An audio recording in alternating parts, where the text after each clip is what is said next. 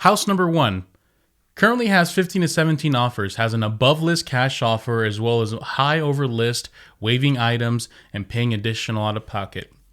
House number 2 has a few over ask offers, at least one conventional. All of them are waiving their contingencies. House number 3, currently 6 offers, all high over asking, no cash offers, but there are some waiving their inspections and some waiving their appraisal. And house number 4, 15 offers, 40,000 above value at this point, waiving appraisals and contingencies. What am I reading? Is it some kind of real estate fan fiction? Nope. That is the housing market in 2021. This is a well-qualified buyer, $300,000 to $400,000. Used to be a great purchase price in here in Arizona. Came for the weekend to look at some houses. That's what he got.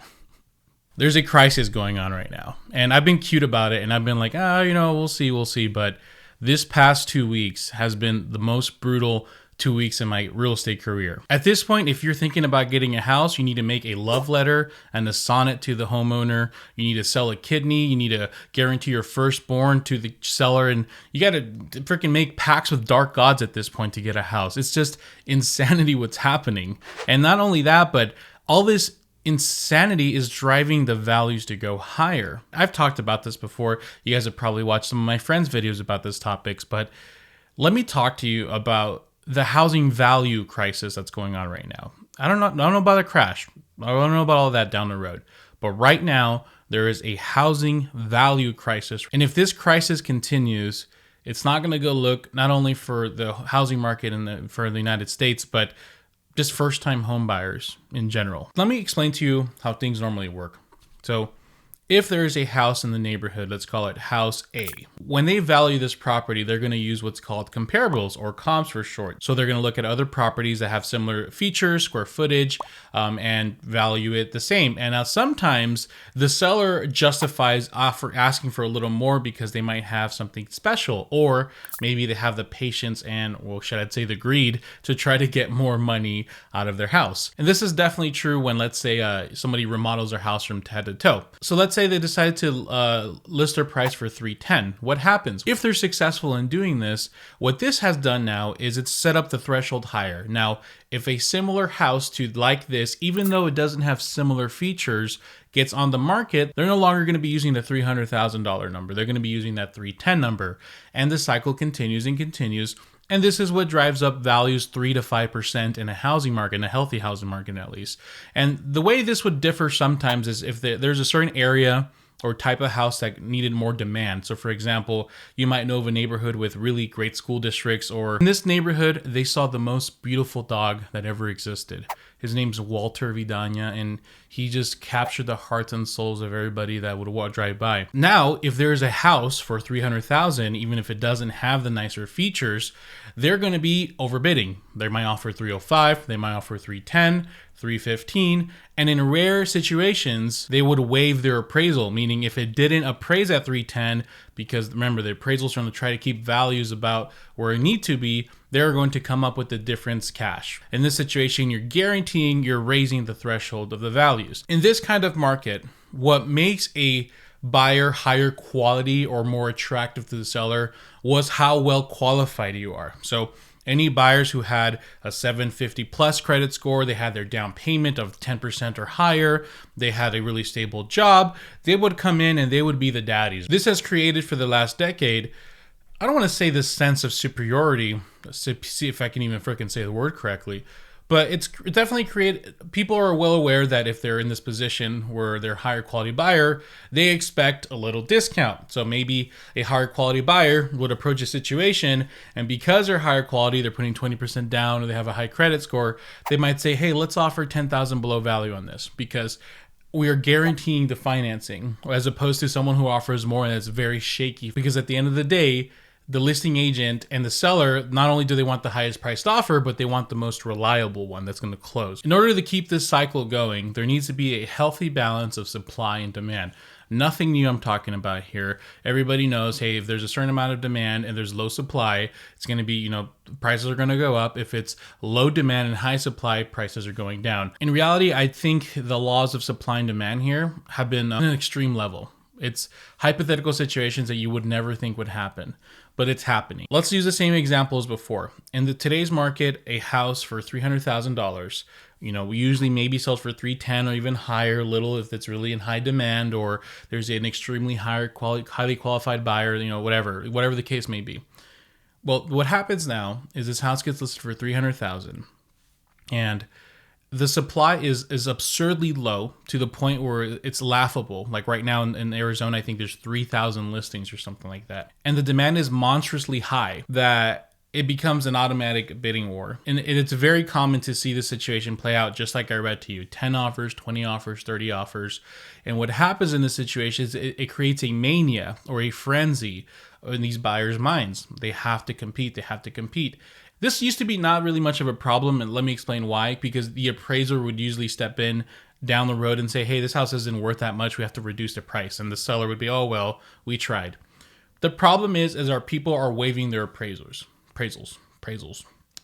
And it's not a problem for the buyers per se, but it's good for them because they're able to get a house, right? But what that's causing is this little healthy balance of increases. It's being artificially pulled up higher and higher and higher because when somebody waives their appraisal, you're raising the threshold manually on the neighborhood. Let's say if someone offered $350 for this house, they waive their appraisal, they have the money, and it appraises at $320, doesn't matter, they come up with $30,000, that house is still for $350. Remember what I talked about earlier? When someone puts their house on the market, that is now going to be a comparable. So what value do you think that's going to be on the market for now? They're going to try $350, $340, maybe even $330 if they're being very generous. And what's going to happen? There's going to be more demand. It goes up to $360, $370 now. And that's what's creating this mass hysteria of values going up at an extremely high rate. And this is the market we're in now. And there's still a lot of buyers wanting to buy. And it's not necessarily because of the interest rates or the down payment assistance programs, but quite frankly, millennials, we're at that age now where we're buying, 25 to 30 something year old, and we've been renting or holding off. We're having families and kids now. There's that demand is going to stay incredibly high. And now I want you to pull out a pen and paper for this statement, because this is what I really want you to understand. And this is what differentiates this market from the other, because it feels different. If you're looking right now, look at the comments below, share your story. It is insane right now. This idea of buyers being valuable because they're higher quality, because of their credit, because of their income, because what they bring to the table, that is no longer considered valuable in this market. What is considered valuable in this market is how much assets the buyer has to play around with to give to the seller to, in other words, bribe them to take your offer. And more importantly, what the buyer's risk tolerance is. Meaning a buyer who's willing to risk more money by waiving their appraisal, by waiving their inspection, by having an extra $20,000, not for the down payment or closing costs, but to throw at the seller in case the house doesn't appraise. They're the ones that are buying right now. And I know there's situations out there where people are saying, yeah, I was able to do this, I was able to do that. And of course, not every market's the same. Your market could be different. It could be a little slower. But I believe here, at least in Phoenix, we're at that point now where we're hopefully near the top. But if not, we're pretty up there. Now, I want you in your market to kind of establish where you are right now. Because in Phoenix, this is what the steps that it took. At first, it was a massive slowdown where everybody just stopped buying and stopped selling. And it was like the slowest months. For us, that was last March, April. And then it slowly started picking up. And our inventory was usually about 10 to 12,000, reduced to 8 or 9,000, right? So within 2 or 3 months, the list to sold ratio started becoming 1, meaning that if there was 9,000 houses for sale on the market, there was 9,000 closings happening at that month. What really the turning point for us is when we started dipping to like below 0.7 or 0.6, when there was only 5,000 houses on the market and there was 8 or 9,000 selling. And now we're at the point where once again, we're 3 or 4,000, and let me see how much houses have sold in the last 30 days. 7,700. So are we at half basically? How much are active right now? Let me look at the actual active number. 4,000. So we're almost half. So ask your realtor, ask your friend, hey, what's our list of sold ratio right now? If it's half, almost half like it is here in Phoenix, you're probably going to be in that situation where these high risk tolerant people coming in and basically able to secure it. Or you might be at the beginning of it where that list to sell ratio is about 1 right now, and hopefully it teeters off or the inventory increases, because that if it continues to go, then it's the same thing's going to happen. So What's going to happen? What's the solution here? How do we figure this out? I call this the housing value crisis, because that's really what it is. So here's what we don't need. We don't need a freaking home buying program right now. We don't need that. Okay, if you're looking to buy a house and you need help, we don't need you to buy it. Just don't do it. This just I mean, evaluate your market. Maybe your market's not as crazy as mine. If it is kind of calm, then you could do it. But if it is similar to mine, you shouldn't be buying. Nope, nope, nope. You might get extremely lucky and find something that maybe was missed and you can get it with closing cost. Good. Yeah, that means that's possible. You need a lot of patience, quite frankly, for that. But the only thing you're doing is when you see a house you like, you throw in an offer, you're bringing up the offer count higher, and what that does, and I hear it behind the scenes, literally I showed it to you, agents love to brag about how many offers they got. Literally go on social media right now. If there's an agent that sells a lot of houses, we got 75 offers on this house, bruh. All you're doing is increasing that amount more, and you're driving that hysteria higher, because then when that buyer calls and the listing agent tells, oh yeah, we have 15 offers, that's going to create more hysteria, and they're going to make a higher offer and bringing things up. So you need to really evaluate your situation. I would even go as far as saying, only because I'm a little more, out there, is if you're buying a house and you have enough to pay your closing costs and your down payment, maybe even a little to throw at the seller for tempting them to like, hey, we'll do $5,000 over appraisal value or something. But by doing this, you're going to be left with zero money in the bank with no savings. Not even you should be buying right now. This has nothing to do with your credit. It has nothing to do with your loan type. It's so funny. I get people that come and they're like, hey, I have an 800 credit score. I qualify for $400,000. I have $50,000 down, and I'm going to put it all as a down payment. I'm ready to buy a house. And then when they make offers, they're like, oh no, I don't want to offer. I want to offer $10,000 below value, or I want to offer list price on this one. That's once again, wrong market. If you were in the market a few years ago, love you. I'll take you out to eat after we're done looking at houses.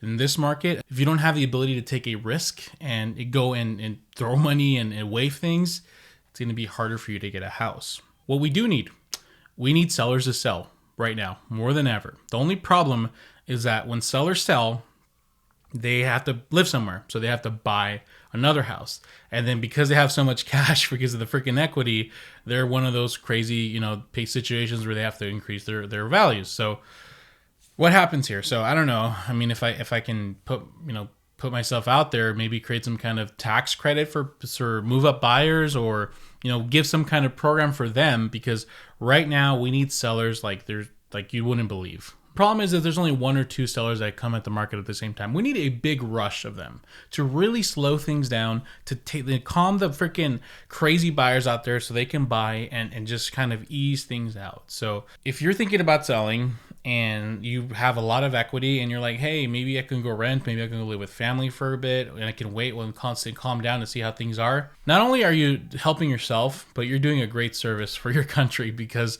we need a lot of inventory right now. And honestly, the solution that we really need, it's kind of controversial. Probably a lot of my agents aren't going to like me.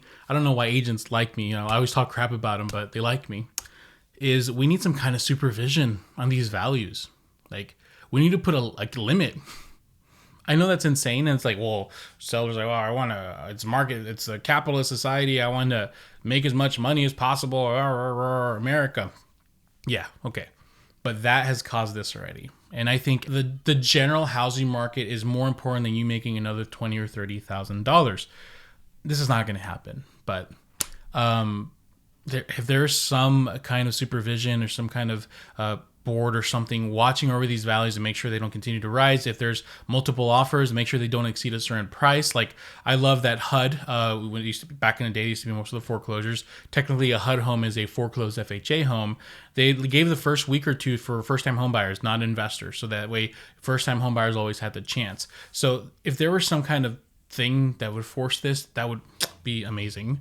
But probably not going to happen. So what can you do? Okay. Once again, you're not valuable if you have great credit and you're a good buyer. Okay, good for you. Pat yourself in the back. But if you find yourself, not willing to risk right now, this is not your market. And I have had those people that, I'm helping them and they're like, want to make lowball offers, and I'm like, oh man, this is gonna be fun. If you don't have that risk to do it, then don't do it. Okay. If you are taking that risk, know about the repercussions here. Okay. Really make sure that the city you're buying in is going to continue to grow. And I know that nothing's set in stone, right? We don't have a time machine here, but I do believe there are certain cities that are just going to continue to rise. Here's a pro tip: Phoenix, Arizona. This whole madness just happened in Texas, and right now people that are moving are either moving to Texas or Arizona. Well, do you think people are going to be moving to Texas still? Probably not. They're going to come in Arizona now. So I believe Phoenix, there's going to be more and more people moving here every year for the next 5 years. And I think here in our housing values are going to continue to rise. I hope they start slowing down, but I think we're in a healthy market. If your city similar to that, where you have a lot of outside people moving in and there's a lot of potential there, then you might want to still take the risk because you might make some money. Now more than ever, you have to look past the house. You have to look past the area, your city. What potential does your city have? Is it growing? Is it booming? Is it worth the hassle? So, bruh.